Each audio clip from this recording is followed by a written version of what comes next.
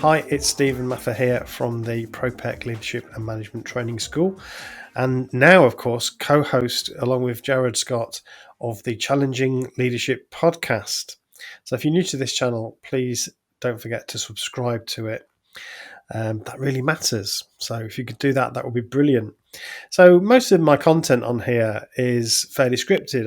I give it some thought, I write it down, and then I basically use that script. And that I think is quite useful because it means that I can get things right. But this one's a bit different. So this is just, I guess, me thinking out loud about something that I've been sort of following today and yesterday. So in the UK here, we've got an inquiry into what happened during COVID. So this inquiry is very lengthy. It's going to go on for quite a long time. And they're interviewing all the main players, the people that made decisions, the leadership team, essentially, of the handling of how to respond to this pandemic. Now, lots of countries had difficulties. Most countries, many of their citizens died or got very sick. It was obviously a very stressful and difficult time for governments around the world. And I don't want this to be a political podcast, actually. So this isn't really a podcast sort of panning the government because of their incompetence and so on in any sort of party political way. But I think it's interesting to observe the way that leadership works. And this is a fairly unique look into the workings of an organisation, in this case, the British government. And we get to look really underneath the bonnet or the hood, as you say, across the pond. And you get to see all the workings of how it works and when it doesn't. And I think it's absolutely fascinating. Now, this particular witness that they've been interviewing over the last day or two, her name is Helen MacNamara, and she's one of the most senior civil servants, or was one of the most senior civil servants. Civil servants in the UK, for those not based here, are, they're the kind of administrators, I suppose. They're the people that run things, and they're normally career civil servants, so they'll work for whatever colour government comes in. Doesn't matter whether it's Labour or Conservative. They operate in the same way. They are serving the country in this way. And so they're quite interesting characters. They see, politicians come and go. And this particular senior civil servant was one of the few women that had a role. And in fact, this is one of the things she raises as being one of the problems, which I think is quite interesting. So I thought I'd just reflect upon what I've been listening to. So I've listened to pretty much all of her testimony, which is about 3 hours. I've had it in my earbud just listening to it, and it is kind of fascinating. Again, I don't want to get political, so I'm going to try and avoid any sort of political point scoring, because that's not what this is about. But I think we can learn some things from it. So one of the things that she says was a real problem, and it got in the way of the decision making, was a kind of superhero attitude. In fact, one of the civil servants there called it a superhero bun fight. So this is a macho environment where a lot of the decisions or decision makers were kind of competing against each other to be the hero. They saw themselves as being parachuted in to save the day, she said. Particularly the case, obviously, with new people coming in. They wanted to hit the ground running and really make a splash. At the beginning of the pandemic, there was also a problem with what she describes as overconfidence and a breezy attitude towards things. And I think this is quite interesting. So the leadership within the government were very keen to paint the country as being able to be the greatest and be able to be world leading, world beating. This is something that we hear quite a lot in the UK, and it's actually something that I think is a bit of a problem. So, in businesses, we often talk about excellence, and it's absolutely understandable for a leadership team to want to aspire to great things. But I think there's a need to get the basics right first. So, and I think this is what this witness was talking about. There's this aspiration that we were going to be world beating. When we came to the pandemic, this was the next thing that we were going to be great at, without actually doing the hard work underneath it. The boring stuff, really, the putting into place the processes and the planning and all of those sorts of boring things. And I guess that's one of the issues with a kind of charismatic type of approach to leadership. And we talked about this on our very first podcast, Gerard and I. It can be a substitute for actual policies and procedures, and it seems like this is what happened here. So we had a new prime minister who really wanted to big up the country and really wanted to be a leader who was going to create optimism and so on.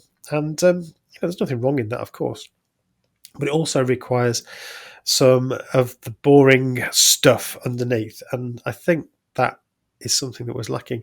One of the things that relates to that is the planning. So one of the first mistakes identified in the hearing, not this particular witness, but was mentioned by others, was that actually there were plans in place, but it was assumed that when we had a sort of pandemic, it would be a flu type virus, and this was slightly different. Obviously, COVID isn't the flu, so there was a mismatch there. So the preparations weren't quite right, although I would argue that a lot of them should have been transferable. Helen MacNamara says that she was assured that there were plans for this, and so she expected to see some really detailed plans. And she does say that there were some plans for a no-deal Brexit. Now, Brexit was happening at the time, and obviously that was also a big event that everybody was worried about. Whether you decide, whether your view was we should stay or leave. When it was voted that we would leave the European Union, there's a lot of implications. There's a lot that you need to change. So there were really detailed plans, and she said she expected that level of planning. But when it came to it, they looked at the so-called plan and they just thought it was like a communique. It was just not detailed enough. She expected to see, these are the meetings that we're going to have. These are when decisions are going to be made. This is what's going to be talked about here and here and here. And there was just none of that. So that's what I mean about the boring stuff in a way, putting together a proper detailed plan, all of that detail, understanding what that's going to look like means that when it happens, obviously you can just execute the plan, and that wasn't available. So I think that's interesting.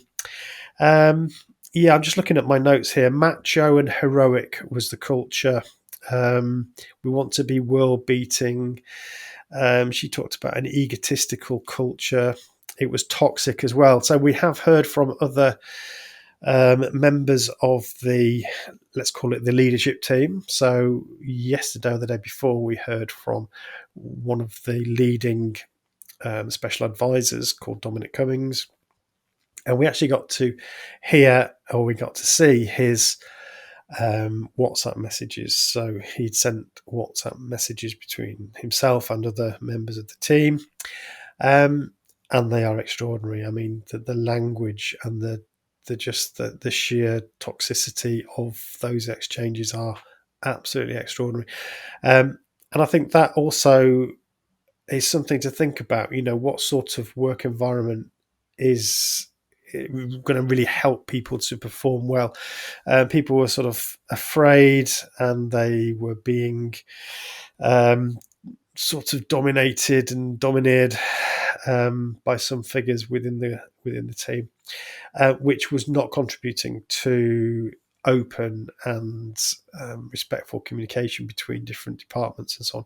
There were a number of feuds going on, and a number of personal battles between various different people, which again was eating up some of the needed attention from the senior members of the team.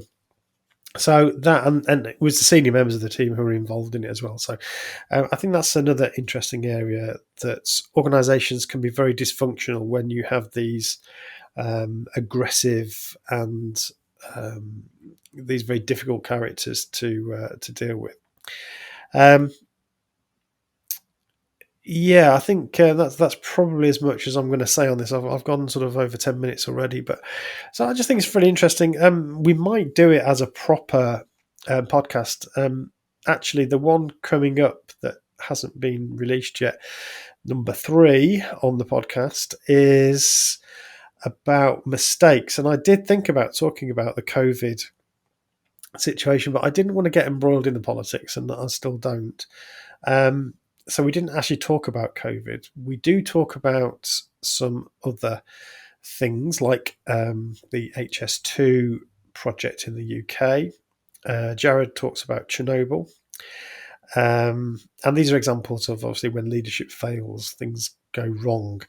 And so that will be coming out in the next couple of weeks. So yeah, more on that sort of thing. But anyway, I just thought I'd jump on here and talk about this briefly. I'll be really interested to know what your thoughts are. It's important to remember, obviously, this is just one witness's testimony, and it's her particular way of thinking about it and making sense of it. Not everybody will agree with her assessment of what was happening, I guess. So we have to acknowledge that. But yeah, very interesting. And as I said, it gives us a chance to look underneath and see what's really going on within this particular organisation. I think there's probably quite a lot to learn for other organisations too. So they're all on YouTube. You can soon check them out. If you look for the COVID Enquiry in the UK, you'll find all of the footage and transcripts as well. So it's a very interesting thing to check out. So yeah, do have a think about your thoughts on that. What are the lessons that we can learn as managers and leaders from what happened during COVID? And of course, this is just one country. The US obviously had its own challenges with the pandemic. So yeah, I'm sure that the issues we saw here were not completely unique. But anyway, thank you for listening. Don't forget to subscribe on this channel. It's the big thing to do. Everybody's doing it. So yeah, subscribe. And if you also want to learn more and do one of my courses, then you can join the ProPEC training school. You can enroll. Again, the link is below to that, and you can get a discount if you do it through the link I've got below. Okay, that's it for now. Thanks for listening. See you next time. Bye.